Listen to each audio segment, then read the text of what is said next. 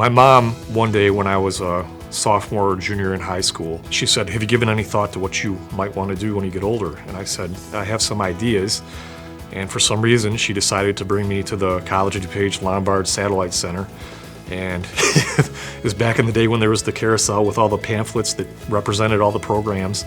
And I spun the carousel and I landed on criminal justice. I wanted to make a positive impact somehow and leave a long-lasting impression if I could.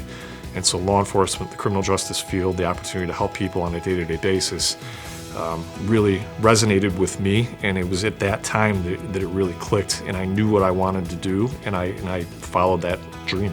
My experience at COD was great. The faculty was awesome. I was provided the opportunity to serve as a student community service officer at the age of 18. It's kind of when I really began my journey at COD.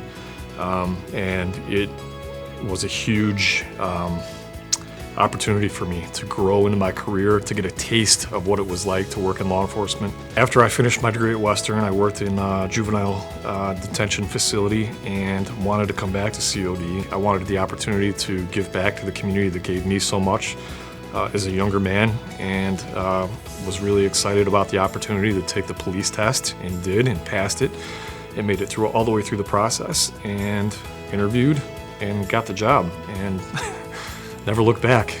Yeah, I've held almost every role in the police department that we have. I think having all those roles gave me unique perspectives of each one of those positions, and helps me understand how each one of those roles has the opportunity to impact the community, and how each one of those roles has the opportunity to contribute towards student success at the college. Everything I have, I really owe to the college.